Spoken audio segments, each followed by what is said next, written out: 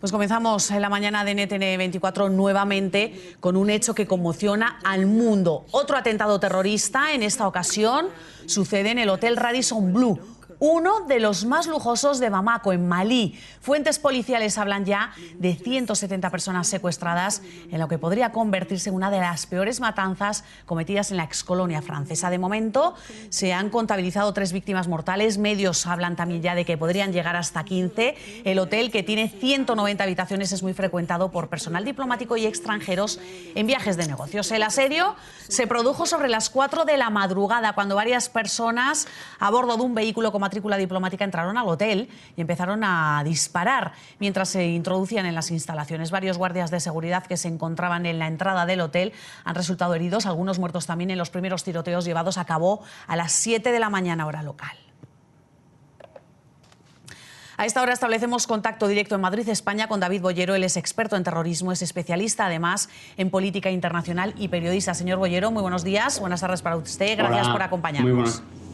Muy buenos días, Eva, gracias a vosotros. Bueno, estamos escuchando ya muchas declaraciones de analistas que dicen que Malí, pues esto se podía esperar, es una excolonia francesa donde hay desplegadas tropas francesas precisamente por el conflicto interno que se vive, y además se habla de una convención francófona que había en esos momentos en el hotel. Se habla ya de supuestamente un ataque yihadista. Podría ser un ataque yihadista, especialmente en este día en el que había franceses en este hotel, uno de los más lujosos del lugar, por no decir el más lujoso. Efectivamente, todo apunta a que es un ataque yihadista. Se da la coincidencia de que, primero, es una cadena de hoteles cuya sede está en Estados Unidos y además en territorio, una ex colonia francesa donde presumiblemente había mucho ciudadano francés, ¿no? Los hechos se producen justo después de la ofensiva que ha emprendido Francia, tanto en Siria como en Bruselas y en el propio territorio francés, después de la oleada de atentados del pasado viernes. Bueno, como experto en terrorismo, si supuestamente se confirma que efectivamente son yihadistas en represalia por la muerte también de los terroristas que atacaban París el viernes, preguntarle qué se puede esperar. 170 personas es el número del que se habla que están dentro de este hotel, con los terroristas dentro. ¿Se puede esperar lo peor? Todo indica que se procederá, hay que ser muy cauto porque todavía hay mucha confusión al respecto, a que tarde o temprano se producirá un asalto por parte de las tropas, ¿no? De las fuerzas del orden, como ya ha sucedido o sucedió este mismo año en Francia, cuando se produjeron secuestros en un supermercado judío, ¿no? Normalmente este tipo de asaltos se salda más con la muerte de los terroristas que de los huéspedes. Se habla ahora de que podría haber hasta 17 terroristas secuestrando a estos cerca de 170 huéspedes, entre huéspedes y personal del hotel, y presumiblemente se producirá un asalto en algún momento.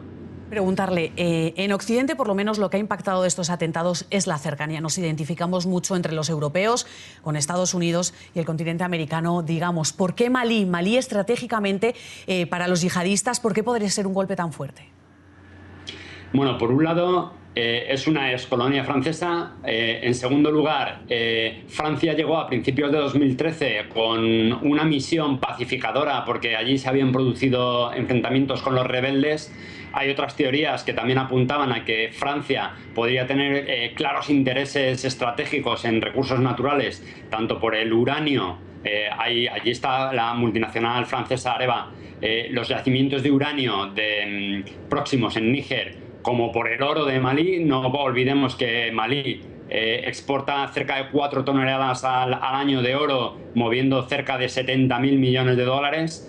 Y además, en tercer lugar, porque si se confirma que todo apunta a que es un atentado yihadista, sería otra manera de diversificar su acción, de decir, ojo, mandar ese mensaje, ojo, estamos en todas partes. Declararnos la guerra no es tan fácil porque no somos un país, aunque llevemos la coletilla de Estado Islámico. Estamos en Siria, estamos en Pakistán, estamos en Francia y ahora estamos en Malí. Sobre ese punto le quería hacer énfasis porque, bueno, hemos escuchado al Papa decir que esto sería como una tercera guerra mundial. Ya Francia, a través de su presidente, François Hollande, ha dicho que estamos en estado de guerra.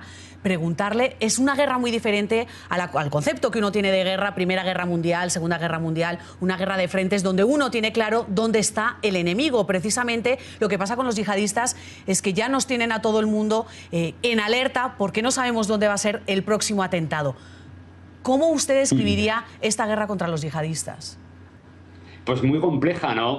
Nos tenemos que remontar a los atentados en Estados Unidos del 11S en 2001, ¿no? Ya entonces George Bush declaró la guerra y desde entonces han pasado 14 años y vemos que esa guerra no va por buen camino. De hecho, se está recrudeciendo. Es muy complicado atajarle el terrorismo de esta manera porque además este tipo de enfrentamiento puede llegar a la colisión de varios países, porque para atacar a facciones yihadistas se puede llegar a vulnerar, y de hecho con Estados Unidos lo hemos visto en más de una ocasión, la soberanía de un país, como hemos visto por ejemplo en Pakistán cuando cuando drones estadounidenses sobrevuelan y bombardean territorio pakistaní sin la debida autorización del gobierno de ese país, ¿no?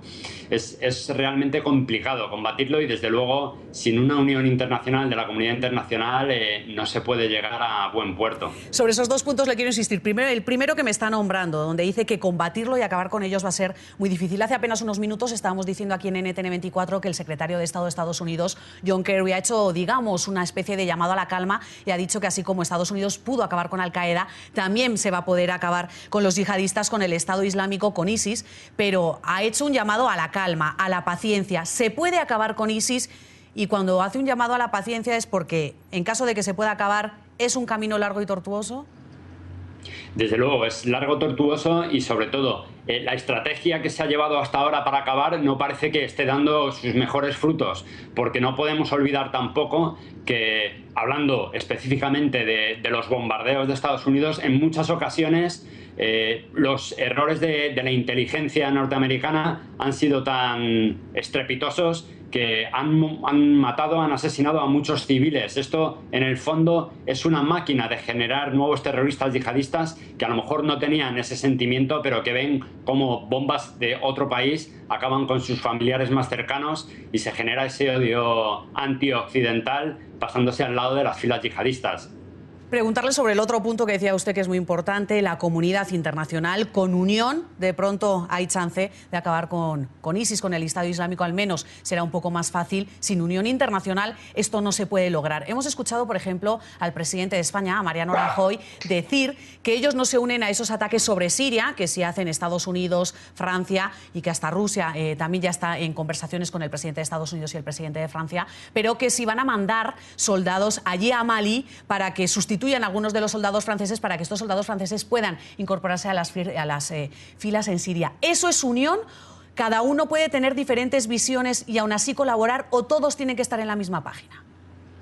Bueno, en el caso de la Unión Europea en concreto, la situación es todavía algo más compleja, porque igual que la OTAN, la Alianza del Atlántico Norte, tiene su artículo 5 que cuando se invoca obliga a todos los Estados miembros a ir todos a una cuando uno de ellos ha sido atacado. La Unión Europea también tiene un artículo que Francia además ha invocado. Esto obligaría a todos los Estados miembros a no poderse negar a prestar asistencia militar a Francia cuando éste la requiera.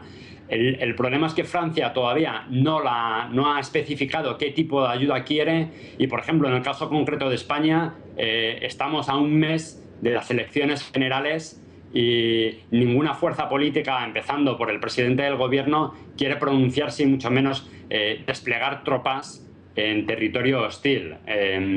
Entonces, esto va a dificultar mucho más esa unión. Por otro lado, ha mencionado usted Rusia. Estamos viendo que Francia está atacando conjuntamente Siria con Rusia. Por fin se coordinan esos bombardeos, pero al mismo tiempo Rusia sigue con las sanciones que se le impuso por parte de la Unión Europea por el conflicto ucraniano.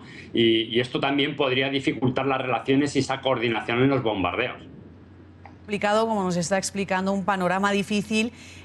Uno de los analistas y expertos en estos temas terroristas que ha pasado por aquí también, por la mañana, por NTN24 y por los informativos de NTN24, nos comentaba que a pesar de todo el despliegue policial y de inteligencia, y a pesar de que se unan todas las inteligencias de la comunidad internacional, pues no se puede dar la seguridad al 100% de los ciudadanos de que no vaya a pasar algo y les vaya a tocar. ¿De qué manera deben actuar los ciudadanos en estos momentos de caos? Veíamos ayer una ciudadana en Londres que veía un coche abierto y enseguida se asustaba. Ha habido avisos de paquetes sospechosos. ¿Cómo debe actuar la ciudadanía y, sobre todo, cuáles son los consejos que deben dar los gobiernos a sus ciudadanos? Yo creo que la ciudadanía debería actuar con la mayor normalidad posible, siguiendo con sus vidas, con su día a día, como si nada hubiera pasado. Y también, por otro lado, concienciarse de que en estos ataques terroristas no podemos pensar que hay víctimas de primera y víctimas de segunda. Todos somos susceptibles de ser víctimas, como usted bien ha dicho, y lo que no podemos caer en el error es en volcarnos únicamente con oleadas de atentados como las que vivió París y olvidar que un día antes se produjo otro atentado gravísimo en Beirut y Europa prácticamente no se acordó de ello, ¿no? O las 244 víctimas del avión ruso, también atentado por ISIS mientras sobrevolaba Egipto. En resumidas cuentas, actuar con normalidad, no dejarse llevar por el pánico y realmente ver todo el panorama, ser solidarios con todas las víctimas, no solo las que sentimos más cercanas, sino también las de Siria, las de Beirut y las de otros países en donde están cayendo víctimas de esta ola yihadista. Y lo que decías, muy difícil, el tema de cercanía siempre impacta más. Si quería preguntarte, ya para terminar esta entrevista, ¿los yihadistas ganan si precisamente consiguen que se forme el caos en los países, que los ciudadanos no realicen su vida normal y, sobre todo, y centrándonos en Europa, que los europeos consigan que los europeos, cada uno en sus países, un francés, un español, un inglés, un alemán, mire de reojo siempre cada vez que vea a un musulmán y sospeche de él? ¿Ganan? Por supuesto, bueno, ganan y no debemos caer en ese error. Ha hecho usted énfasis en un punto importantísimo. No podemos caer en el error de identificar el Islam a todos los musulmanes con terrorismo, porque no es así. Afortunadamente, después de los atentados de París, hemos visto a buena parte de la comunidad musulmana protestar, manifestarse y repudiar este tipo de terrorismo, ¿no?